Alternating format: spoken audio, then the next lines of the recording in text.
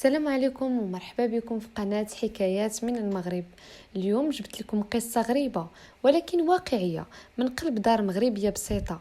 قصة ديال عائلة كانت عايشة في المحبة والسلام حتى دخلت واحد المرأة لحياتهم وبغات تشتت الشمل. عنوان القصة بين خويا ومراته، كنت أنا الضحية. بقوا معايا حتى النهاية، راه النهاية فيها مفاجأة. أنا سمية، عندي 28 عام، كبرت في واحد الدار بسيطة ولكن عامرة بالحب والحنان. كنت أنا وخويا سعيد بحال جوج ديال التوام. بالرغم من أنه كبير مني ب7 سنين، كان دايما كيحميني ويوقف معايا ويضحي براحته باش يخليني أنا مرتاحة. كان كيبان في عيونه حب الأخ الحقيقي اللي فاش كتشوفيه كتقولي هاد الإنسان ربي بعثو ليا باش يكون سندي. من وانا صغيرة كان كيجيب لي الحلوى من المصروف ديالو، يعطيني نص ديال خبزته ويخلي راسو بالعشاء غير باش نكون انا شبعانه. نهار مرضت وانا في 15 عام هو اللي كان كيسهر جنبي وكيجري بين الصيدليه والطبيب. حتى الوالده كانت كتقول سعيد ماشي غير خوك، راه راجلك الثاني. كبرنا وكل واحد بدا كيبني حياته. انا بديت كنخدم في واحد المحل ديال الخياطه وهو خدم في الطوبيس كيسوق في الخط ديال المدينه. كان كيعيا ولكن ديما الفرحه في وجهه، خاصه ملي كيشوفني بخير. جا واحد النهار هو يقول لينا بغيت نتزوج، لقيت بنت الناس متخلقه وباغي ندير دار واسره. فرحت ليه من قلبي وقلت اخيرا غادي يرتاح ويستاهل كل خير.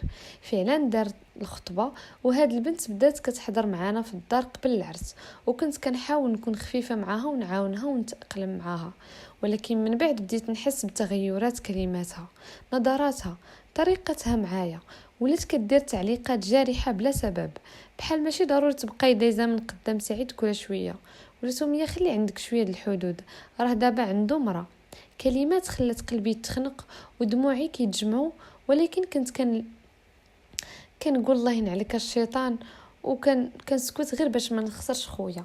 انا ماشي ديال المشاكل، كنت ساكنه معاهم حيت الوالدين توفاو وخويا بغى ما نخرجش تبقى العائله مجموعه.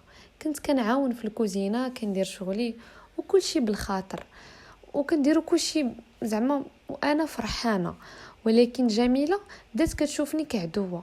مره سمعتها كتقول سعيد شوف راجلي، اختك خصها تخرج تشوف حياتها، راه الدار صغيره وانا بغيت نعيش مرتاحه. وسعيد بحكم حبه الكبير ليها بدا كيتغير. وليت كنحس بالبرد في دارنا بحال نازله ضيفه ثقيله. بدات تدخل حتى في لباسي وكتقول لي ما تلبسيش هاد اللبسه، راكي كبيره دابا خصك تفكري في دارك. وانا ساكته حيت ما بغيتش خويا يعيش في صراع بيني وبين مراته. ولكن النهار اللي تقطعت فيه الوريضات كان نهار شفتها كتقلب الساك ديالي. دخلت للبيت لقيتها كتقلب، قلت لها جميله شي حاجه ضايعه ولا؟ قالت لي لا غير شفتك نسيتي باب البيت محلول وانا نقول ندخل. وهاد اللحظه عاني طحت على الجوال اللي فيه 5000 درهم ديال الخدمه ديالي ما كانش. شديت اعصابي، مشيت عند خويا وقلت ليه سعيد عندي احساس بان مراتك ماشي صافيه معايا وفلوسي ضاعوا في ظروف مشبوهه. قال لي سميه ما تكونيش شكاكه، جميله ما يمكنش دير بحال هكا. ولكن مع الوقت زاد الطين بله. بدات تتلوح كلام قدامي، اللي ساكنه معانا بلا فايده خاصها تفكر في شي حل، ماشي تبقى معطله حياتنا.